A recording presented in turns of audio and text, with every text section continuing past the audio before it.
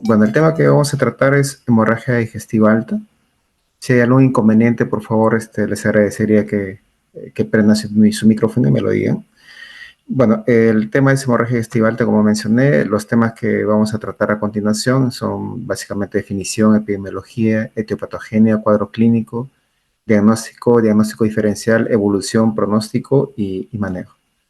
En cuanto a la definición, bueno, es sencilla en realidad la definición de hemorragia digestiva alta, ¿no? Es aquel sangrado o pérdida de sangre, pérdida sanguínea, perdón, que se va a presentar por encima del ángulo de Trace, recordando que el ángulo de Trace es la unión del duodeno con el yayuno.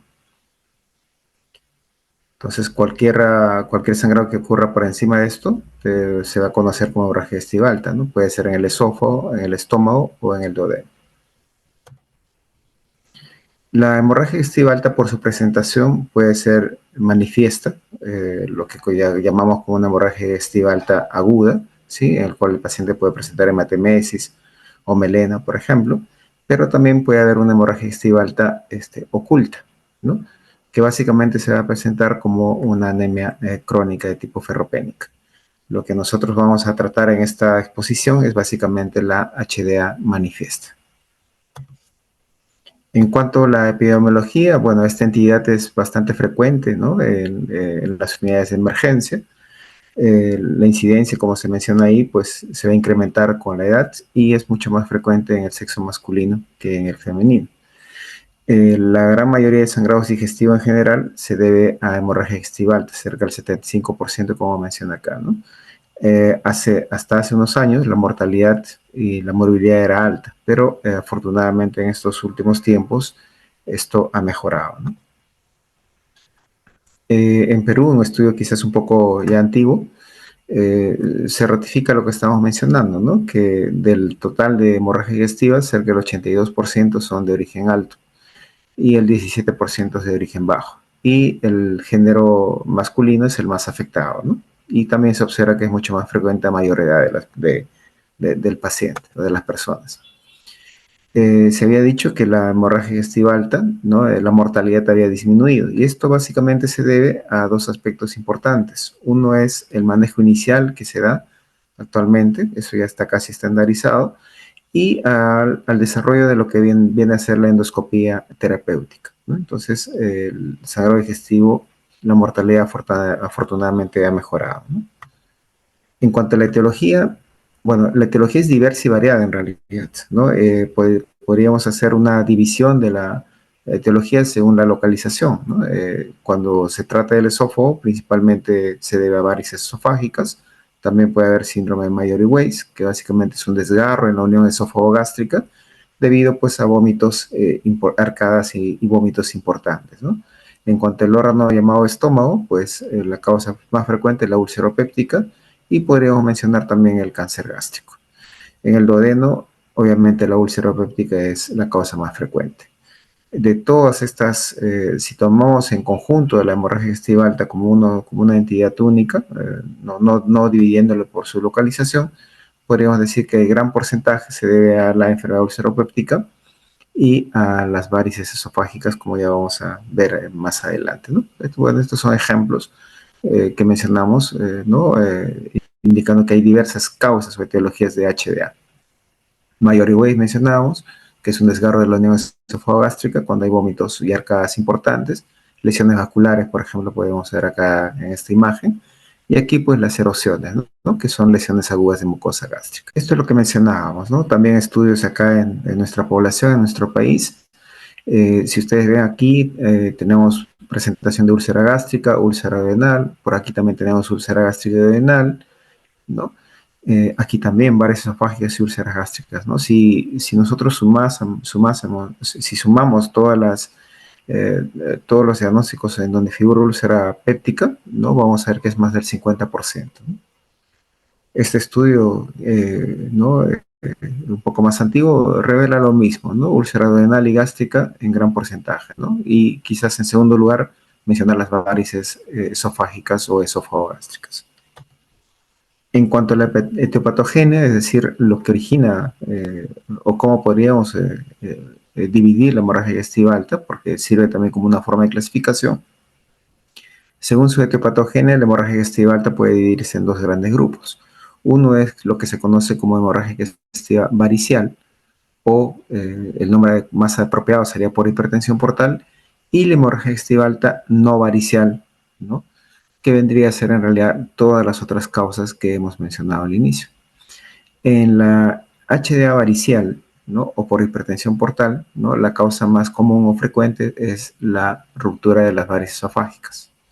Mientras que la HDA no varicial, ¿no? La entidad más frecuente es la enfermedad ulceropéptica. Debido a esto es que generalmente cuando decimos HDA no varicial, por lo general, ¿no? Consideramos que nos estamos refiriendo a la enfermedad ulceropéptica, ¿sí? Eh, la etiopatogenia, como les comentaba, también es una forma de clasificar las hemorragias digestivas altas, ¿no? Porque la fisiopatología es diferente. Cuando hablamos de HDA varicial, ¿no? La fisiopatología, ¿no? Se debe, pues, este sangrado digestivo a una elevación o incremento de la presión en el sistema porta hepático. Luego veremos qué es eso. Mientras que la fisiopatología de la enfermedad ulceropéptica, ¿no? O en general de las otras causas también, es básicamente un desbalance entre los factores agresores y defensores de la mucosa. Aquí vemos lo que es la enfermedad ulceropéptica. Como les comentaba, básicamente hay un desbalance, ¿no? Entre lo que son factores defensivos de la mucosa, en este caso mucosa gástrica, como lo que es el moco, el bicarbonato, el flujo sanguíneo, mientras cuando disminuyen factores defensivos o los factores agresivos se incrementan, como por ejemplo el consumo de AINES, ¿no? Este desbalance va a generar un daño, ¿no? Una injuria de la mucosa, en este caso gástrica, y va a generar el desarrollo de una úlcera, ¿no? Una lesión de continuidad de una úlcera, ¿no? Lo mismo sucede en la úlcera duodenal. No vamos a mencionar mucho esto, ustedes tienen una clase, tengo entendido, de enfermedad ulceropéptica, así que lo van a desarrollar con mayor detenimiento ahí. En cuanto a la hipertensión portal, mencionaremos lo siguiente, ¿no? Existe un sistema, un flujo normal de lo que es en el sistema porta-hepático. La sangre proveniente del intestino, ¿no? Del vaso, ¿no? Se transporta a través de la vena porta, llega al hígado y a través de los sinusoides, pues atraviesa el hígado y se van a formar nuevamente las venas hepáticas. Es decir, la sangre que proviene de las vísceras del vaso atraviesan el hígado, ¿ya? Llega a las venas hepáticas, luego llega a la vena cava inferior y llega al corazón, ¿no? Es decir, del sistema porta llega a la circulación sistémica. Eso es cuando hay una circulación normal en el sistema porta hepático. Pero, ¿qué es lo que ocurre cuando hay un problema, ya sea en el hígado o antes del hígado o, ¿no? Perdón, antes del hígado, en el hígado o pre-hepático, hepático o poshepático? Cuando hay una obstrucción al flujo, al flujo sanguíneo, ¿no? Va a ocurrir un incremento de la presión en todo este sistema. Eso es lo que se conoce como hipertensión portal. Cuando hay hipertensión portal, ¿no? La sangre busca otras vías, otras formas de llegar hacia el corazón y lo hace por lo que se conoce como por la circulación colateral, ¿no? Y una circulación colateral, ¿no? Frecuente es a través de aquí, de las venas del esófago. Entonces la sangre, al no poder circular acá por el hígado, en este caso estamos frente a una hipertensión portal por cirrosis hepática, pues la sangre va a buscar otras vías, como les menciono, para llegar al corazón.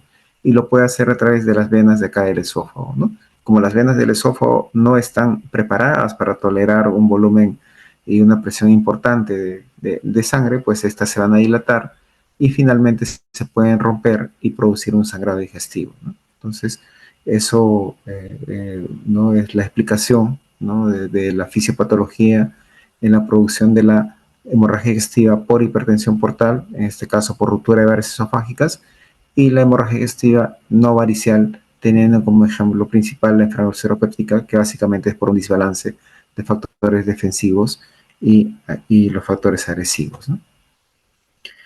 En cuanto a la presentación clínica, es diversa en realidad, ¿no? Lo más común quizás que nos llama a pensar o sospechar de hemorragia digestiva es la hematemesis, que es un vómito hemorrágico, ¿no?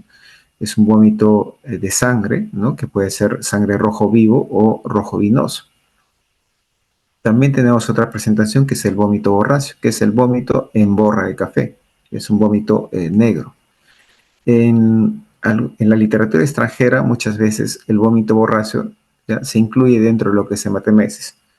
En nuestro país, ¿no? Hacemos la diferencia entre lo que es hematemesis, propiamente el vómito de sangre, y el vómito borracio, que es un vómito negro en borra de café. Otra presentación ya probablemente conocida por ustedes es lo que se denomina melena. La melena es la deposición negra, ¿no?, que el paciente va a presentar de características particulares o especiales, ¿no? Es una deposición oleosa y brillante, ¿no?, que asemeja a la brea, ¿no? Y tiene un olor muy característico, muy intenso. No necesariamente es un olor desagradable, es un olor peculiar y muy intenso, ¿no? Cuando ustedes tengan la oportunidad probablemente de presenciar una melena franca, probablemente el olor, ¿no? Les va a llamar bastante la atención, ¿no? Entonces esa es otra forma de presentación melena. Hasta ahora hemos mencionado tres: hematemesis, vómito borracio y melena, pero también la hemorragia digestiva alta, la HDA, puede presentarse en forma de hematoquesia, ¿no? La hematoquesia es básicamente la eliminación a través del ano recto de sangre, ¿no? De sangre que va a estar mezclada con las heces, ¿no? Pueden ser también presencia de coágulos o de una diarrea hemorrágica. Eso es la hematoquesia. Por lo general, cuando el paciente presenta hematoquesia, más sospechamos de una hemorragia digestiva baja, pero también puede observarse la hematoquesia en la hemorragia digestiva alta. En las diapositivas siguientes veremos cuándo sospechar que una hematoquesia se debe a una hemorragia digestiva alta. Además de las cuatro presentaciones que acabamos mencionado, es obvio que el paciente va a presentar otra sintomatología, asociada sobre todo, pues obviamente, a la pérdida de sangre, ¿no? Que puede ser anemia, mareos, síncope, disnea, anginas, incluso shock, dependiendo del volumen de sangre que pierde el paciente. Vemos aquí en esta presentación, ¿no?, lo que es la hematemesis, ¿no?, el vómito borracio, la melena y hematoquesia. Algunas características importantes de estas presentaciones, ¿no? Cuando un paciente presenta hematemesis, por lo general significa que el sangrado que está presentando el paciente en el tracto digestivo alto está activo, se está sangrando en forma activa, o es un sangrado reciente, ¿ya?, que recién ha sangrado. El vómito borracio, ¿ya?, por lo general significa que el paciente ha sangrado, pero que en ese momento ya no está activo. En cuanto a la melena, para que se presente melena, ¿no?, tiene que haber por lo menos una pérdida de sangre de 60 a 100 centímetros cúbicos o mililitros. ¿Y por qué? Porque ese es el volumen que se requiere para que haya una oxidación de la hemoglobina que está presente en la sangre y pueda tornarse, pues, la sangre, vale la redundancia, en melena, ¿sí? Para que nosotros observemos melena, ¿ya?, en las deposiciones, pues tiene que haber transcurrido por lo menos de 8 a 14 horas, ¿no?, que es el tiempo que va a tomar el paso de la sangre del tubo digestivo alto hasta su eliminación por el ano recto. Entonces, cuando yo observo melena, yo ya estoy, o bueno, en todo caso el médico que presencia la melena, ya está concluyendo que el sangrado que ha producido esa melena ha ocurrido unas 8 o 14 horas antes de la presencia de la melena, vale la redundancia. Bueno, la hematoquesia, para que un paciente presente una hemorragia digestiva alta o presente HDA como hematoquesia, ¿ya?, ¿qué tiene que haber? Tiene que haber un sangrado masivo, un sangrado importante, ¿ya?, por lo general más de 1 litro, ¿sí? ¿Qué pasa cuando hay un sangrado masivo, más de 1 litro? La sangre, ¿ya?, tiene un efecto catártico, aumenta la motilidad del intestino. Entonces, no permite que la sangre sea oxidada y se transforme en melena, ¿sí? Entonces, el tránsito es muy acelerado y es por eso que lo que uno elimina cuando hay un sangrado digestivo alto, cuando hay un sangrado de un volumen importante, ¿ya?, no presenta melena, sino presenta hematoquesia, ¿no? Porque vuelvo a repetir, un sangrado importante, un sangrado masivo, que ha incrementado el peristaltismo intestinal, lo que ha originado obviamente un tránsito acelerado y no ha permitido que la sangre que se ha perdido pues se convierta en melena, ¿no? Se oxide y se presente como melena. Eh,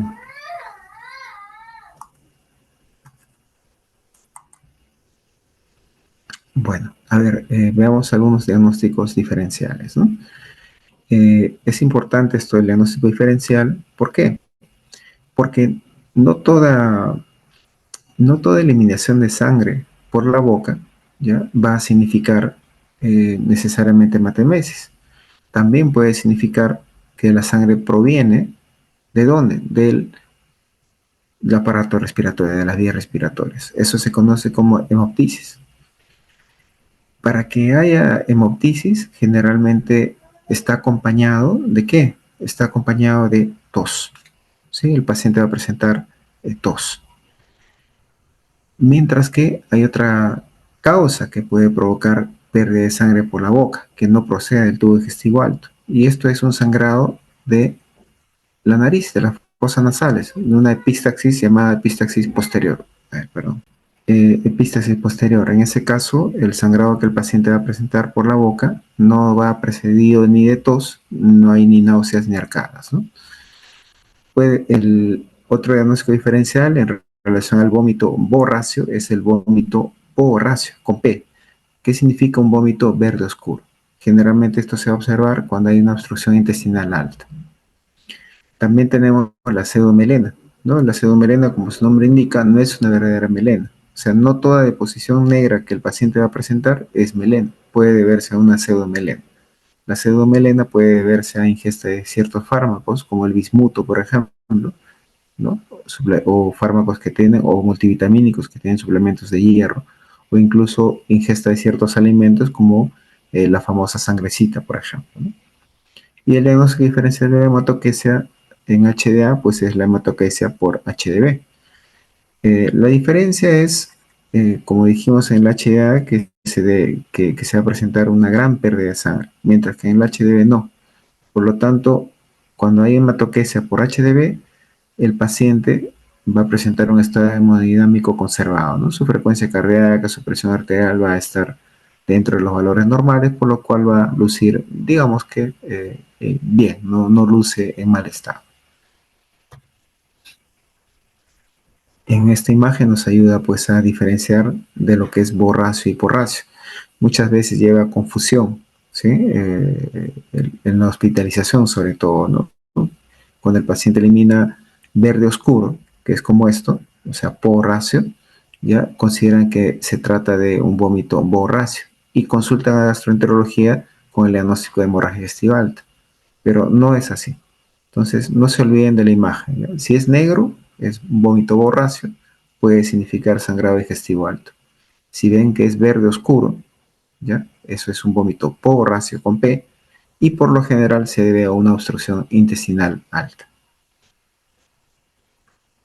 Bueno, la hematoquesia ya hemos informado, ¿no? En que cuando se trata o se debe a un HDA, pues el paciente luce mal, está en mal estado, mientras que en una hematoquesia por HDV, por lo general el paciente no va a lucir, no va a presentarse grave, ¿no?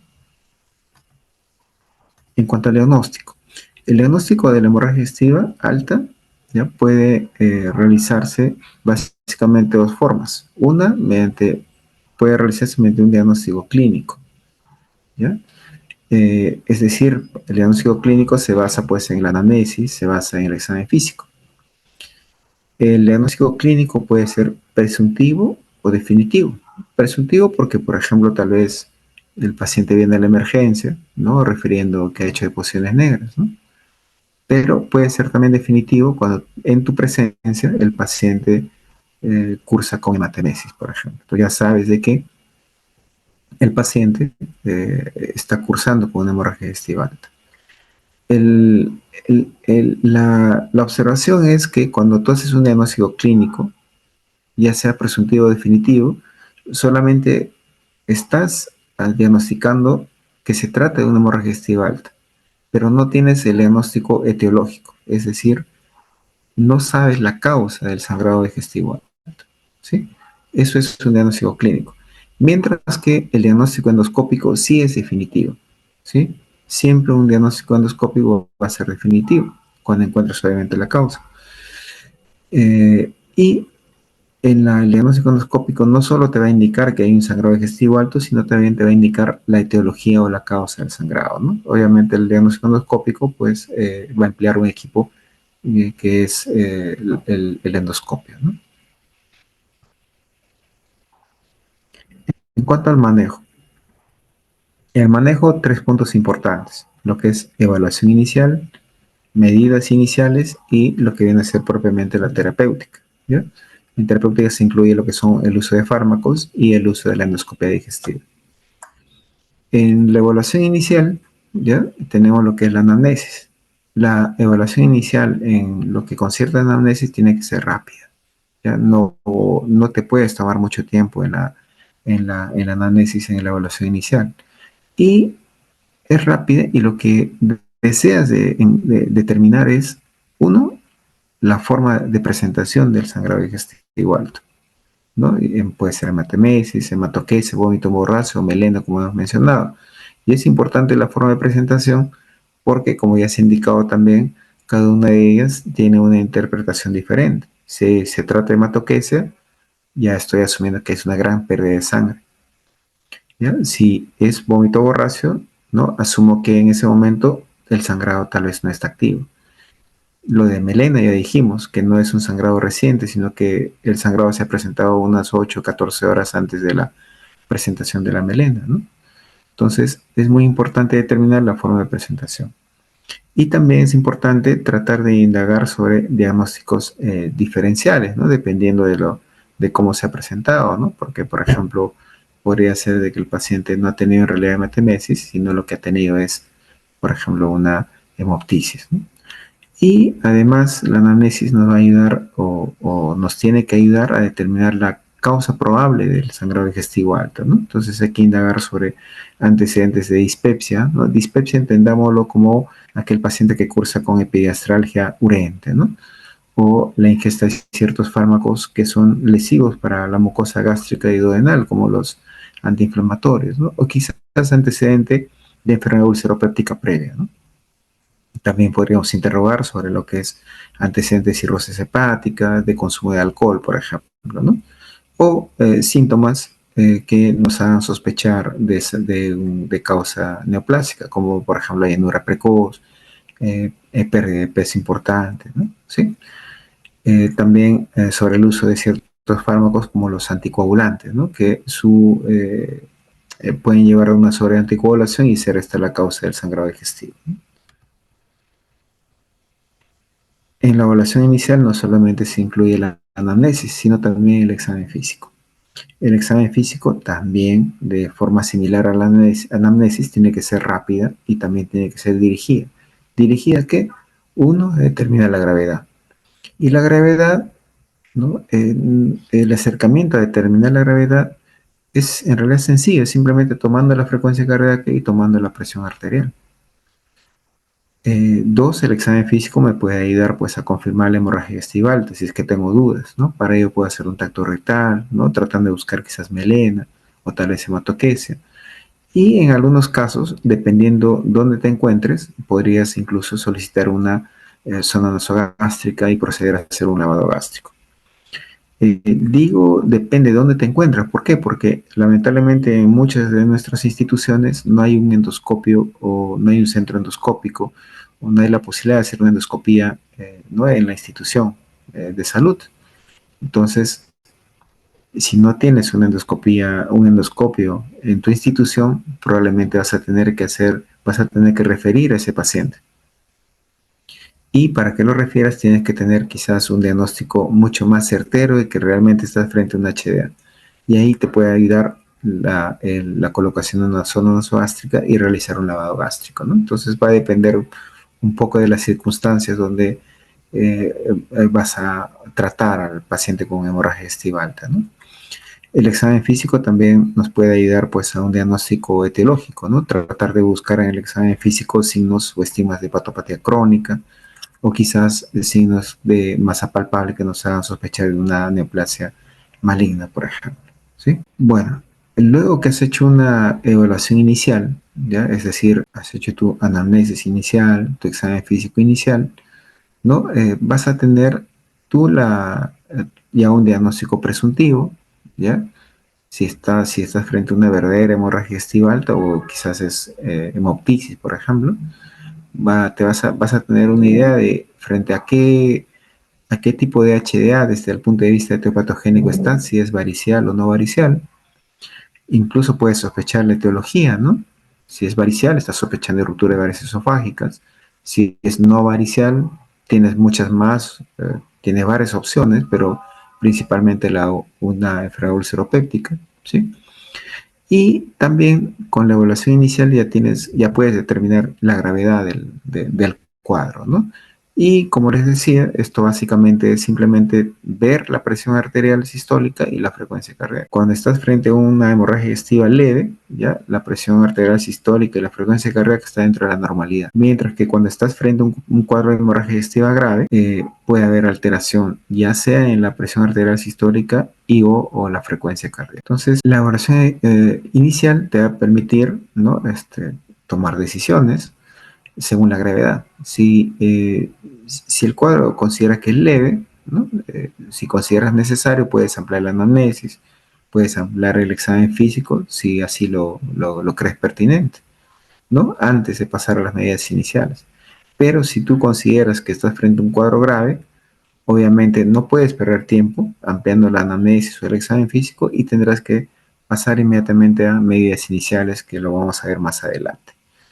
Aquí este personaje se pregunta, ¿no? Toda esta evaluación inicial, ¿no? Solo lo puede realizar un médico especialista como es el gastroenterólogo y la respuesta es obvia, creo, que no es así. En realidad, todos los médicos, ya sean especialistas en gastroenterología o médicos generales o médicos internistas, ¿no? Pueden hacer esta evaluación. Entonces, es muy importante eso. Ya no estemos al primera, ustedes ya les falta poco ya para hacer el internado y tienen que aprender esto, ya porque a veces nosotros en gastroenterología no recibimos interconsultas de otras salas, a veces de medicina, por ejemplo, de cirugía, y ni siquiera se han tomado la molestia a veces de tomar la frecuencia cardíaca ni la presión arterial, ni siquiera han indagado sobre si están frente a una hemorragia digestiva alta, ¿no? Simplemente te mandan la interconsulta. ¿Por qué motivo? Cuando interrogas, ¿por qué han mandado la interconsulta? Y te dicen, no, lo que pasa es que la enfermera, ¿no? O el personal de enfermería ha manifestado que el paciente ha hecho melena, ¿no? Y no se han tomado la molestia ni siquiera de examinar al paciente. Y eso en realidad no es correcto, ¿sí? Entonces, ya tenemos la evaluación inicial, y veamos ahora lo que son medidas iniciales. En cuanto a las medidas iniciales, son diversas y va a depender, pues, en realidad de los hallazgos de la evaluación inicial. Por ejemplo, si yo tengo un paciente que está con inestabilidad hemodinámica, lo primero que tengo que hacer es resucitar al paciente. ¿De qué manera se resucita el paciente? Estabilizando hemodinámicamente al mismo mediante volumen de solución salina, ¿no? Como veremos más adelante. Entonces, si está inestable hemodinámicamente, hay que resucitar, ¿sí? Hay que reponer volumen. Si es un paciente que lamentablemente está con mucha hematemesis, ¿no? Y puede aspirarse incluso, habrá que proteger la vía aérea y habrá que indicar la intubación endotraqueal. Acá ya se pone un poquito más compleja la cosa, ¿no es cierto? Si en la evaluación inicial decíamos que lo puede realizar, ¿no? Cualquier médico, en medidas iniciales, en lo que considera intubación endotraqueal, ya probablemente vamos a requerir el apoyo de otras especialidades, ¿no? Que están más acostumbrados, digamos, a lo que es, o entrenados en lo que es la intubación, como puede ser anestesiología, el médico de emergencia, el médico de UCI, por ejemplo, ¿no? Eh, bueno, si hay dudas, también podrías tú quizás intentar colocar una sonda nasogástrica para ver si realmente está frente a un cuadro de sangrado digestivo, si es que esta está activa o no está activa, ¿no? O como una manera de preparar al paciente para una endoscopia digestiva alta, ¿no? Dentro de medidas iniciales, obviamente el acceso venoso es importante, hay que colocar una vía periférica Y bueno, habrá que solicitar algunos exámenes auxiliares siempre, ¿no? Que ya los vamos a mencionar. De acuerdo al resultado de exámenes auxiliares, que se asume debería ser rápido el resultado, ¿no? Si amerita, habrá que transfundir sangre, hemoderivados, tal vez como parte de las medidas iniciales. Y aquí veamos dos cosas importantes, ¿no? En cuanto a medidas iniciales. Sin necesidad de hacer endoscopía, ya puedo incluso indicar fármacos por vía endovenosa. Si estoy sospechando que estoy frente a una HDA no varicial, indicaré omeprazol endovenoso. Si estoy sospechando que estoy frente a una HDA varicial, podría indicar vasoactivos, ¿no? Sin necesidad incluso de la endoscopia digestiva alta, ¿sí? Eh, Incluso en medidas iniciales, podría yo indicar una endoscopia digestiva alta, ¿no? Que me sirva de diagnóstico. Esto va a depender mucho, pues, como me dice acá, de la disponibilidad de mi institución de salud, de un equipo de endoscopía, de la sospecha diagnóstica que yo tenga y de la gravedad del cuadro del paciente, ¿no? Bueno, el acceso venoso y se asume que tiene que ser de buen calibre, ¿no? No se sugiere un acceso venoso central porque eso va a tomar mucho más tiempo y puede en realidad generar complicaciones, ¿no? Lo importante es poner una vía periférica de buen calibre, ¿ya? Que pueden ser una o dos, ¿no? En cuanto a la estabilización hemodinámica, lo que nosotros denominamos resucitación, ¿no? Esto ha ayudado mucho en realidad a mejorar la mortalidad en HDA, hemorragia digestiva alta, ¿no? Y lo que trata de buscar la estabilización hemodinámica es, como menciona acá, preservar la perfusión tisular, ¿no? Para, para así asegurar la supervivencia del paciente, ¿no? Básicamente lo que se hace es se utiliza suero salino, solución salina, y das un bolo a chorro, ya sea de 500 mililitros o 1 litro de solución salina, ¿no? ¿Sí? Y luego ya puedes dar volumen de mantenimiento. Cuando yo, ¿cómo saber si mi paciente ya se ha estabilizado? Simplemente tomando la frecuencia cardíaca, tomando la presión arterial y encontrando pues dentro de los rangos normales, ¿no? Si quieres una evaluación más precisa o más adecuada, si ya el paciente está estable hemodinámicamente, ¿no? Podrías quizás valorar el volumen urinario, ¿no? Se podría colocar una zona una zona Foley, perdón, y valorar cuál es el débito urinario, ¿no? Generalmente debería ser de 50 mililitros por hora o 0,7 mililitros kilogramos hora, ¿no? ¿Sí?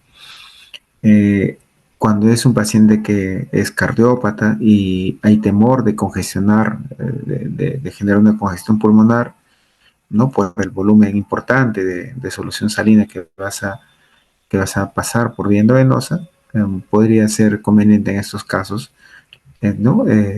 Administrar poligelina, ¿no? Coloides que va a ser en mucho menor volumen, ¿no? Entonces, eso es la estabilización hemodinámica. Acá nos preguntamos, ¿no? Dice acá, si el paciente no responde a la reposición de volumen, ¿qué hacer en cuanto a la evaluación endoscópica del paciente? En lo que concierne a gastroenterología y a la realización de endoscopía, en la actualidad en realidad no hay ninguna contraindicación absoluta para la realización de una endoscopía, ¿ya? No hay ninguna contraindicación absoluta. Relativas hay varias, pero absolutas ninguna. Dentro de las absolutas podemos mencionar uno, que el paciente no autorice la realización del procedimiento. Y dos, que el paciente no colabore con el procedimiento. Serían las únicas quizás contraindicaciones absolutas para endoscopia. De ahí, en todas las otras condiciones sí se puede hacer una endoscopia digestiva alta. Claro que se recomienda que para hacer un procedimiento endoscópico, ¿sí? El paciente esté hemodinámicamente estable. ¿Sí? Hemodinámicamente estable. Entonces, ahí viene pues muchas veces este diálogo, ¿no? Entre los médicos. Si el paciente sigue inestable, ¿ya? Hemodinámicamente sigue perdiendo sangre, por lo general el médico que no es gastroenterólogo va a decir o va a solicitar al gastroenterólogo que le haga una endoscopia urgente. ¿Por qué? Porque dice quiero detener el sangrado para que así se estabilice el paciente, ¿no? Y suena lógico. Mientras que el gastroenterólogo, ¿no? El endoscopista, va a indicar lo opuesto, va a responder, primero estabiliza al paciente para yo poderle hacer la endoscopía, ¿no? O, si no es posible estabilizarlo, que intervenga el cirujano. Generalmente ocurre digamos, ese diálogo, ¿no? O eh, eh, esa confrontación de ideas, ¿no? ¿Qué hacer? Simplemente hay que evaluar riesgo-beneficio, hay que valorar riesgo-beneficio, ¿sí? Si estás, por ejemplo, frente a un paciente, hablo como gastroenterólogo, ¿no? Como gastroenterólogo que hace endoscopías. Si estoy frente a un paciente quizás joven, ¿no? De 30 años, tal vez, joven, ¿no? Y que realmente no se puede estabilizar hemodinámicamente, probablemente sí, probablemente vas a acceder a realizar una endoscopía a pesar que no esté estable el paciente. Si estás frente a un paciente quizás de una edad muy avanzada, 80, 90 años, o que tiene antecedente de cáncer digestivo, ¿no? O alguna neoplasia avanzada, probablemente evaluando el riesgo-beneficio vas a considerar que en ese paciente no es conveniente hacer una endoscopía con un estado hemodinámico inestable, ¿no? ¿Sí? ¿Y por qué?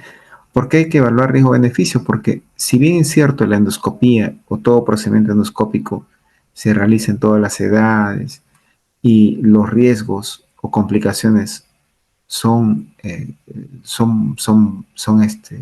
porcentajes es bajo, pero si ustedes ven, son varias las complicaciones que pueden darse en una endoscopía, en un estudio endoscópico. Entonces hay que valorar muy bien el riesgo-beneficio, ¿sí?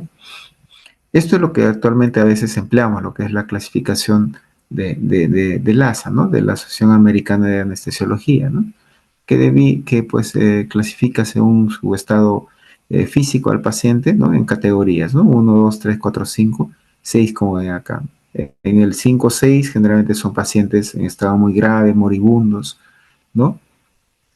Y entonces en ellos pues obviamente es innecesario hacer una endoscopía, ¿no? Y si lo haces probablemente el paciente puede fallecer durante el procedimiento. Entonces, el rol del endoscopista es valorar bien el riesgo-beneficio y tomar una decisión, ¿no? Acá en medidas iniciales estamos viendo que algunas medidas para la redundancia que se toman, pues no lo hace necesariamente el médico general, ¿no? O no lo va a poder hacer el médico general, sino más quizás el especialista, como en este caso el gastroenterólogo, ¿no? En cuanto a transfusión de sangre y hemoderivados, en cuanto al que es paquete globular, actualmente se habla de una estrategia restrictiva, ¿no? Hasta hace muchos años se transfundía sangre y no había consenso, ¿no? Por ejemplo, algunos decían, pásale paquete globular hasta que la hemoglobina llegue a 12, otros decían, no, que llegue hasta 11, que llegue hasta 13, ¿no? Y lo que se sabe es de que eso no es conveniente, ¿ya? Si transfundes más paquetes globulares de lo necesario, al contrario, ¿no? La mortalidad del paciente puede incrementarse. Entonces, lo que se sugiere es lo que se conoce acá como una estrategia restrictiva, es decir, transfundir paquetes globulares, ¿ya? Siempre y cuando la hemoglobina que presenta el paciente sea menor o igual a 7. ¿Y hasta cuánto? ¿Hasta cuánto transfundir? Transfundir hasta que la hemoglobina tenga un valor de 7 u 8 o en a veces cardiópatas hasta 9. Ese es el objetivo, ¿sí? Algo importante también que afortunadamente está cambiando en los últimos tiempos es en qué momento, luego de una transfusión de paquete globular, la hemoglobina hematocrito se equilibra, ¿no? ¿Sí? Eh, Antes se esperaba 24 horas, ¿no? O sea, tú le transfundías hoy día y decías, no, le voy a tomar después de 24 horas una hemoglobina hematocrito para ver cuánto ha subido la hemoglobina hematocrito, vale la redundancia. Ahora se sabe que no es necesario esperar todo un día para que el valor de hemoglobina hematocrito se equilibre, ¿no? Incluso en algunos estudios indican que luego de finalizado la transfusión, a los 15 minutos, el valor de la hemoglobina hematocrito es el que es similar al que se va a encontrar si le tomaras, digamos, en 24 horas. Entonces no es necesario esperar mucho tiempo para valorar si ha sido efectivo o no la transfusión de paquete globular. En cuanto al plasma, transfusión de plasma fresco congelado, va a depender pues del valor del INR o TP, Cuando este está incrementado por encima de 2.5, generalmente hay que transfundir plasma fresco congelado. Esto sobre todo ocurre en aquellos pacientes que reciben medicamentos y están anticoagulados, ¿no? En cuanto a las plaquetas, del mismo modo se prefiere pues transfundir cuando el paciente está con sangrado activo y los valores están por debajo de 30.000. ¿Sí? Para una endoscopía se sugiere que tenga por lo menos 50.000 plaquetas, ¿no? Para la realización en forma, digamos, segura, ¿no? Bueno, la intubación endotraqueal, ya mencionamos, es para asegurar la vía aérea y prevenir la aspiración, ¿no? Se va a indicar cuando estamos frente a un paciente inestable o con trastorno de sensorio que continuamente está presentando hematemesis, ¿no? Bueno, lo de la colocación de sonda nasogástrica y lavado gástrico, como les mencionaba, depende mucho de las condiciones de donde estás laborando, ¿no? ¿No? Por lo general, cuando estás frente a un establecimiento de salud que tiene un centro endoscópico o hay la posibilidad de hacer endoscopia de la brevedad, se prescinde de esto, ¿no? No se hace lavado gástrico, no se coloca sonda nasogástrica por lo general, ¿no? Acá hay una aclaración, dice que el lavado gástrico previo a una endoscopía podría facilitar el estudio endoscópico, eso es cierto, ¿no? Es diferente a que tú entres con tu endoscopio a un estómago lleno de sangre a que entres con tu endoscopio a un estómago que no tiene tanta sangre. Pero el detalle está en de que eh, la posibilidad de encontrar la causa del sangrado es la misma. O sea, laves o no laves, la posibilidad de encontrar la causa del sangrado es similar, ¿no? Cuando el estómago está ocupado por sangre, ¿no? El rendimiento diagnóstico es similar. Entonces, en realidad, lavar o no lavar no tiene mayor importancia. Exámenes auxiliares, ¿qué solicitar? Acá se subraya porque es muy importante saber cuánto hemoglobina o cuál es el valor de hemoglobina que presenta el paciente. Entonces hay que pedir siempre hemoglobina hematocrito. Idealmente se pide el hemograma completo, porque en el hemograma completo no solamente viene hemoglobina hematocrito, sino también plaquetas. Y esto, grupo sanguíneo y factor, que aunque pueda parecer una broma, a veces se olvidan en la emergencia. Se entiende que es por el estrés al cual uno está sometido y puedes olvidar o obviar algunas cosas, ¿no? Pero ha pasado de que le han pedido al paciente hemoglobina hematocrito, este sale bajo, por debajo de 7, por poner un ejemplo, indican transfusión y se percatan de que lamentablemente el paciente no tiene resultado de grupo sanguíneo y factor, ¿no? Y estás perdiendo tiempo. Entonces, si estás frente a un sangrado digestivo alto, siempre hemoglobina hematocrito, grupo sanguíneo y factor. ¿Sí? Siempre. ¿Puedes pedir otros exámenes también? Sí. Puedes solicitar perfil de coagulación si es que hay sospecha que el paciente pueda tener alguna coagulopatía. Puedes solicitar perfil hepático como una forma de evaluar cómo está la función hepática cuando hay sospecha de cirrosis, ¿no? Puedes solicitar también una ecografía, ¿no? Que te puede ayudar, ¿no? Es un examen que te puede ayudar con el diagnóstico de cirrosis hepática, incluso cáncer digestivo. Y la ureacreatinina. ¿Por qué la ureacreatinina? Sobre todo cuando estás frente a un paciente que tiene hematoquesia. Lo que sucede es que la relación urea-creatinina se comporta de forma diferente cuando estás en un sangrado digestivo alto a si estás frente a un paciente con sangrado digestivo bajo. ¿Ya? En la HDA, la urea se eleva mucho más que la creatinina, mientras que en la HDB no ocurre eso. Es por eso que la relación de urea-creatinina cuando estás frente a una HDA, por lo general más de 100 te indica que el sangrado es alto, ¿no? Si es que el paciente ha acudido a la emergencia por hematoquesia, ¿sí? Eh, ¿Por qué se debe esto? ¿Por qué en la HDA se eleva la urea, más en la HDB no? Entonces, hay dos hipótesis. Una menciona de que el sangrado por HDA es siempre de un gran volumen, ¿ya? Lo cual un poco afectaría la perfusión renal y por lo tanto pues la urea se incrementaría en sangre, ¿no? Mientras que el HDB por lo general son de un sangrado de un volumen bajo, lo cual no afectaría la función renal. Y la otra hipótesis es que cuando el paciente tiene HDA, ¿no? la sangre que tiene ¿no?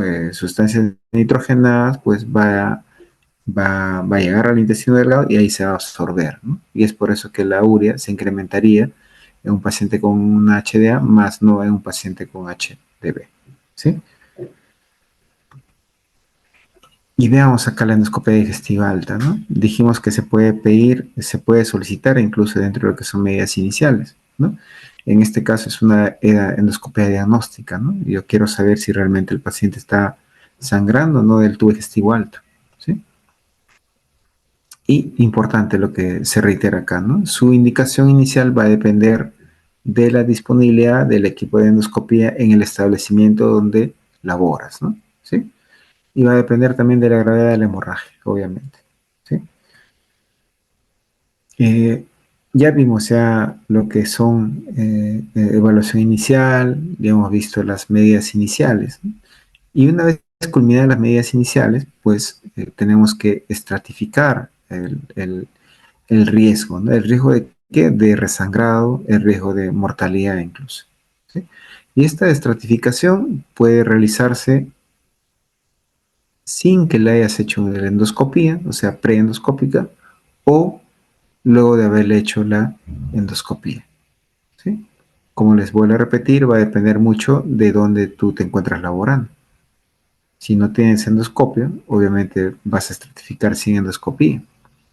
O puede ocurrir otra situación que a veces está sucediendo mucho en nuestros establecimientos de salud, ¿no? Hay tanta demanda, por ejemplo, ustedes, bueno, no sé si han tenido oportunidad de ir a la emergencia en los hospitales donde están rotando en este momento, pero si es que van, probablemente van a encontrarse con emergencias saturadas, ¿no? Llenas de pacientes.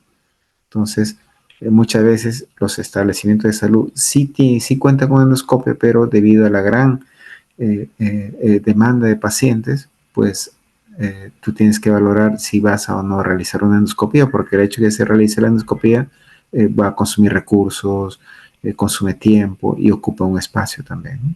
Entonces, va a depender de varios factores si le vas a hacer o no la endoscopía. Pero al margen de si le hagas o no le hagas, como sin endoscopía, luego de medidas iniciales vas a determinar la gravedad de la hemorragia, ¿sí? Y para eso hay escalas, ¿no? Hay escalas de evaluación, ¿sí? Hay una escala muy conocida, que es la escala de Glasgow-Blatchford, ¿no? Es muy conocida, son parámetros clínicos y también laboratoriales, ¿sí? Eh, Tú evalúas a tu paciente sin que le hayas hecho endoscopía y vas a catalogar a tu paciente si es de bajo o alto riesgo, ¿no? De resangrado o mortalidad como dimensión. Bajo riesgo es cuando tiene menos de 2 puntos, ¿sí? Y alto riesgo, obviamente, cuando tiene 2 o más puntos. Ahora, esto del puntaje, esto del punto de corte es muy variable, ¿no? En algunos estudios no dicen menos de 2, sino dicen menor o igual a 2, otros dicen menor de 3 o menos de 3, ¿no? Pero estamos tomando este punto de corte, que es el mencionado por lo que es el salud, ¿no? Que han hecho un buen trabajo haciendo su guía de manejo de hemorragia digestiva alta.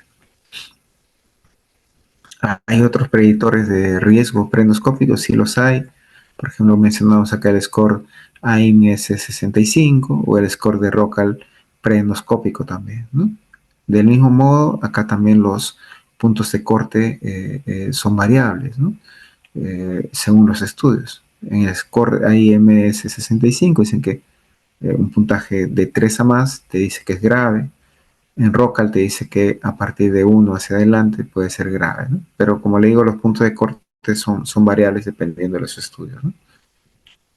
Generalmente, Glasgow-Blackford, si es que no tienes endoscopio y quieres determinar la gravedad, el riesgo de resangrado o mortalidad del paciente, ¿no? Eh, si tú has estratificado pues, a tu paciente, ya sin estudio endoscópico, ¿no? ¿Para qué lo estratificas? Seguimos con la toma de decisiones, ¿no? El ser médico implica tomar decisiones. Siempre he tomado decisiones, siempre. ¿ya? No podemos rehuir a esa, a la toma de decisiones, ¿ya? Entonces, cuando tú estratificas el riesgo de resangrado o mortalidad de tu paciente, sin endoscopía, tomarás decisión. ¿Qué decisión? Si es bajo riesgo, tiene dos opciones. Podría ser manejo ambulatorio. O sea, tú dices, no, este paciente es cierto, ha tenido un evento de HDA, pero tiene un bajo riesgo de resangrado, tiene un bajo riesgo de mortalidad, no tengo endoscopio, o sí lo tengo, pero la verdad el establecimiento de salud está súper lleno de pacientes, así que le voy a dar de alta para que sea evaluado por consulta externa. O tal vez vas a decidir, no, bueno, ya, no le voy a dar de alta, se va a quedar acá en la emergencia, pero la endoscopia no va a ser precoz, ¿ya? Quizás va a demorar un poco, ¿sí? Eso es cuando es bajo riesgo. Cuando es de alto riesgo, ahí sí se tiene que hacer necesariamente una endoscopía y esta endoscopía tiene que ser precoz. Y luego de realizado el procedimiento, pues haré una nueva estratificación de riesgo de resangrado y mortalidad. ¿Sí? Veamos un poquito de lo que es terapéutica, ¿no? El uso de fármacos y el uso de la endoscopía terapéutica como tal, ¿no? Y bueno, y también mencionar que hay otros tratamientos alternativos que pueden darse en un sangrado digestivo alto, ¿no? Pero que no es lo usual. Veamos, uno de ellos es el uso de inhibidores de bomba de protones, ¿ya? Los IEPs son fármacos que se van a utilizar en la hemorragia digestiva alta no varicial. Recordemos que la causa más frecuente de HA no varicial es la enfermedad úlcero-péptica, ¿sí? Si bien es cierto, los IEPs no van a controlar el sangrado, pero sí va a ayudar a disminuir la tasa de resangrado. ¿Por qué? Porque al disminuir el pH ácido del estómago, ya va a favorecer lo que acá se menciona, la cicatrización de la úlcera, ¿ya? Y va a estabilizar el coágulo, si es que se ha formado. Entonces, de ahí la importancia del uso de IEP cuando tú sospechas que estás frente a una HA no varicial. El objetivo de dar IEPs como el omeprazol es mantener un pH gástrico mayor a 6, pero como dice acá, de forma sostenida. Hay otros fármacos que se pueden emplear, como la ranitidina, por ejemplo, pero la ranitidina no tiene este efecto. Cuando tú das ranitidina, el pH gástrico es muy ondulante, puede estar más de 6, más de 8, pero también puede bajar a 4, a 2, entonces no es conveniente el uso de ranitidina. Pero acá la observación también, si tú estás en un lugar donde no hay omeprazol, digamos estás en tu serum, solo tienes ranitidina, ponle ranitidina. Tienes que adecuarte al lugar donde estás laborando. ¿Ya? Tienes que adecuarte a las circunstancias donde estás laborando, donde estás ejerciendo la medicina. La indicación para lo que es la administración del omeprazol es la siguiente, ¿no? Las ampollas vienen de 40 miligramos, vas a dar un bolo de 2 ampollas, ¿no? En bolo, o sea, stat, y luego puedes continuar dando en infusión, ¿sí? Durante más o menos 3 días, pero también en los últimos tiempos se ha demostrado que no es necesario dar en infusión, que dándolo horarios, una ampolla cada 12 horas, ¿no? Tiene el mismo beneficio. Para dar en infusión tienes que tener lo que se llama bomba de Volutrol y no hay en todos los establecimientos. Entonces puedes optar por darle cada 12 horas y no en infusión continua, ¿no? En cuanto a lo que es el uso de vasoactivos, ya esto está indicado, como dice aquí, en la HDA, no, HDA varicial, perdón. Y se debe iniciar cuando haya, incluso con la sola sospecha, no hay necesidad de hacer una endoscopía necesariamente. Y a diferencia del IDP en la HDA varicial, perdón, en la HDA no varicial, ¿no? Por úlcera péptica, en este caso los vasoactivos sí van a controlar la hemorragia. ¿Sí? O sea, si hay un sangrado por rotura de varices esofágicas, el indicar vasoactivos va a controlar, va a provocar que cese el sangrado. ¿Sí? Y va a disminuir obviamente la posibilidad de sangrado precoz. ¿sí? Entonces, esa es la diferencia entre lo que son vasoactivos como octreotide y lo que es el IVP, tanto en lo que es HDA no varicial y varicial.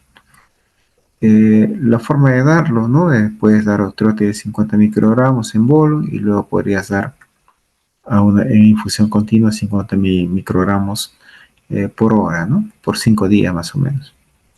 Si tienes terlipresina, ¿no? Inicialmente puedes indicar 2 miligramos cada 4 horas y vas a y determinar pues si sigue sangrando de forma activa o no el paciente, ¿no? Y de acuerdo a ello pues disminuir la dosis a quizás una sola ampolla o un solo miligramo, ¿no? Cada 4 o 6 horas dependiendo de si el sangrado se ha controlado, ¿no? Lo que hacen estos medicamentos, los vasoactivos, es disminuir la presión en el sistema porta, ¿sí?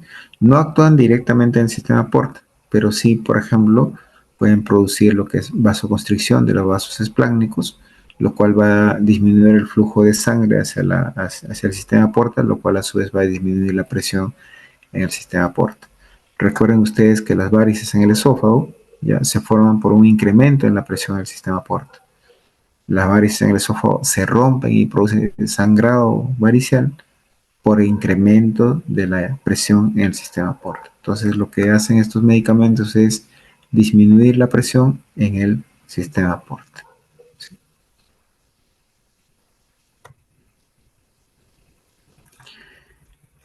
Hay otros fármacos que puedes emplear. Mencionaremos los antibióticos. Esto no es tanto para controlar el sangrado digestivo, sino para prevenir, como una prevención de lo que es una condición que se llama peritonitis bacteriana espontánea, que pueden presentar los pacientes con cirrosis hepática que están cursando con HDA varicial, ¿no? ¿Sí?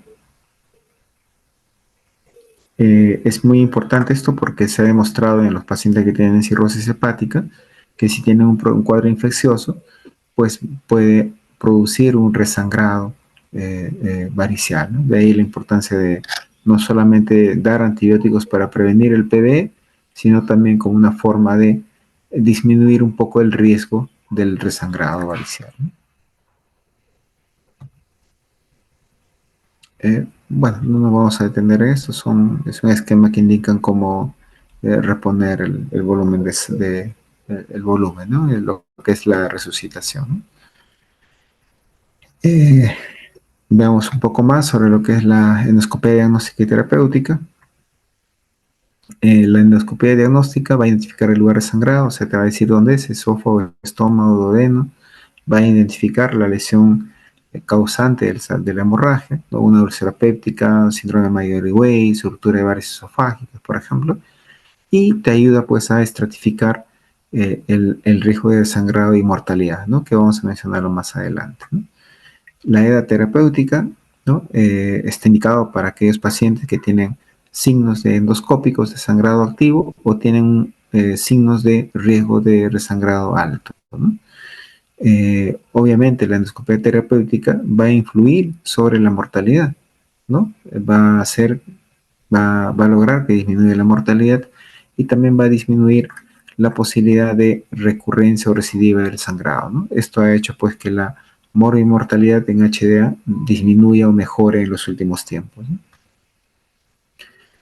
Eh, Esto ya en cierto modo les hemos mencionado cuáles son las condiciones del paciente para hacerse una endoscopía, que esté estable es una de ellas, pero no es una condición eh, que debe cumplirse siempre necesariamente, ¿no? Tener una hemoglobina mayor a 7, plaquetas más de 50.000 y un NRM 2.5, y muchas veces vamos a sugerir que el paciente esté intubado para asegurar la vía aérea, ¿no? Para prevenir la aspiración. ¿Cuándo hacer la endoscopía? Se dice que la endoscopia debe realizarse dentro de las 24 horas. ¿Ya? ¿Por qué? Porque va a mejorar el rendimiento diagnóstico. Si yo tengo un paciente que, digamos, el día de hoy ha sangrado y digamos que la causa del sangrado sea una úlcera, por poner un ejemplo, si yo le hago la endoscopia de acá 5 días, realmente cuando ingrese esa úlcera ya va a estar cicatrizada y no voy a saber por qué ha sangrado el paciente. Entonces, mientras más precoz sea la endoscopia, va a mejorar lo que es el rendimiento diagnóstico. ¿Ya? Entonces, idealmente se debe hacer dentro de las 24 horas, una endoscopia precoz. ¿ya? Pero muy precoz tampoco no es bueno, ¿ya? Muy precoz se considera menos de las 6 horas, ¿ya? ¿Por qué? Pues generalmente los sangrados digestivos se autolimitan solo. Los sangrados por úlcera péptica, por hemorragia varicial, se autolimitan solo, hasta incluso la varicial. ¿Por qué la varicial se limita solo? Porque cuando el paciente con cirrosis hepática, por ejemplo, tiene HDA varicial por ruptura de varices esofágicas, mientras va perdiendo sangre, el volumen sanguíneo va disminuyendo y por ende la presión indirectamente en el sistema porta a bajar y va a cesar el sangrado.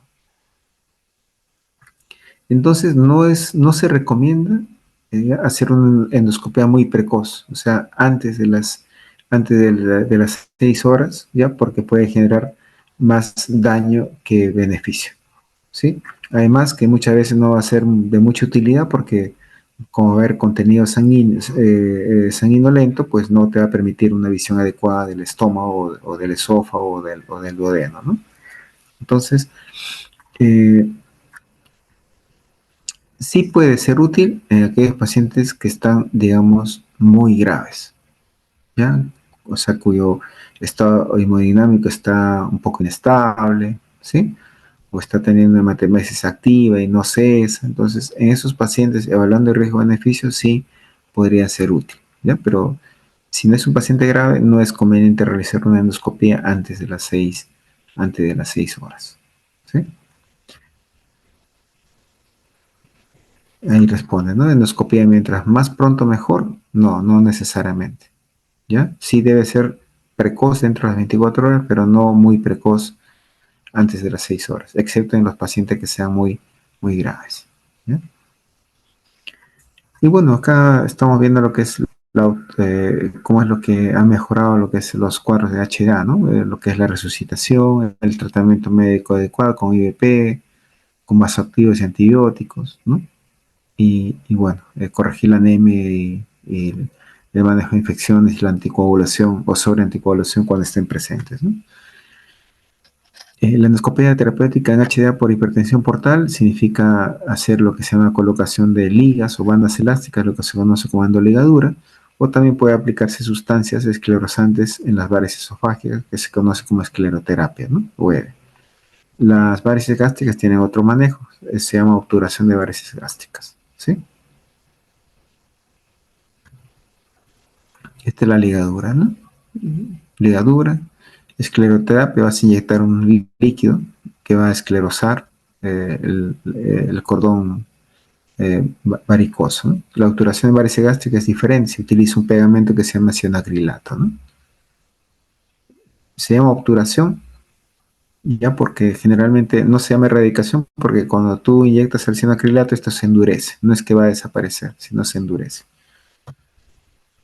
Bueno, hay otros métodos de endoscopia terapéutica en HDA no varicial, como la inyectoterapia, métodos mecánicos, poner clips, por ejemplo, ¿no? Métodos térmicos, como el argón plasma, por ejemplo, ¿no? O probete caliente también, ¿no? ¿Ya? Por ejemplo, acá está la inyectoterapia, que básicamente consiste de introducir, de inyectar líquidos a través de un catéter, ¿no? Que tiene como una punta, como si fuera una aguja.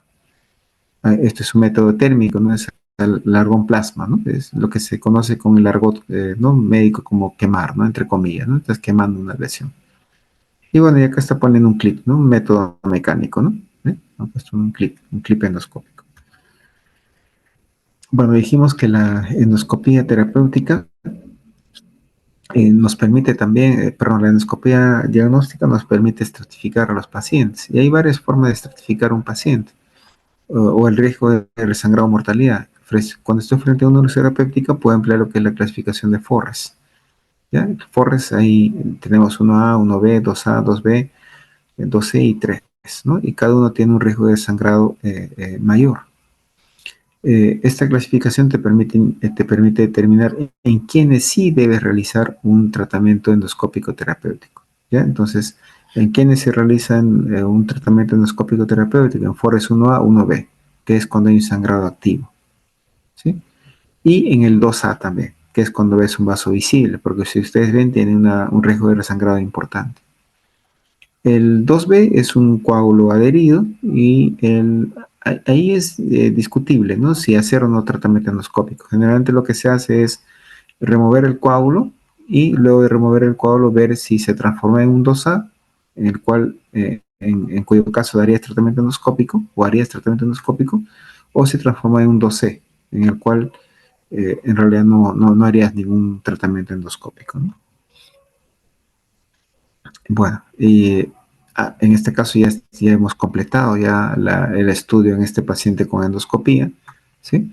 Y tenemos la escala el score de Rocal, perdón, ¿sí? ¿No? Y el puntaje, ¿no? Cuando tiene un riesgo bajo es cuando tiene menos o igual a 2 puntos, ¿no? Cuando es un riesgo bajo, ¿no? El paciente en realidad puede ser dado de alta, ¿sí?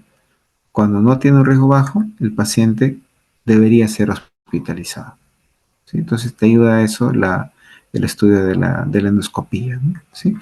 Además de ROCAL hay otras hallazgos que nos pueden decir si estás frente a un paciente, digamos, con riesgo alto. Ya mencionamos la clasificación de Forres, ¿no? Si es Forres 1A, 1B o 2A, no le vas a dar de alta a ese paciente porque tiene un riesgo importante de resangrado, ¿no? Más de 50%, ¿sí? En el caso de Forres 1A. Y también hay lesiones que sí, por sí solas revisten gravedad. Por ejemplo, la lesión de Dilafoa. La lesión de Dilafoa es una lesión, es una arteriola, ¿no? Aberrante que tiene gran riesgo de resangrado, ¿no? Entonces, antiguamente, hasta hace unos años atrás, pues todos los pacientes que tienen Dilafoa terminaban siendo operados, ¿no? Pero ahora no, ahora se controla con endoscopía, ¿no? El cáncer también es una entidad que va a sangrar en forma importante, aunque quizás por tratarse de un cáncer el pronóstico no va a ser bueno, y las varices también, ¿no? El sangrado por varices tiende a ser abundante, entonces siempre voy a tener con cuidado con las lesiones de Dilafoa, las varices esofágicas, el cáncer, el Forres 1A, 1B y 2A, ¿no? A esos pacientes no le voy a dar de alta, ¿no? No debería darle de alta.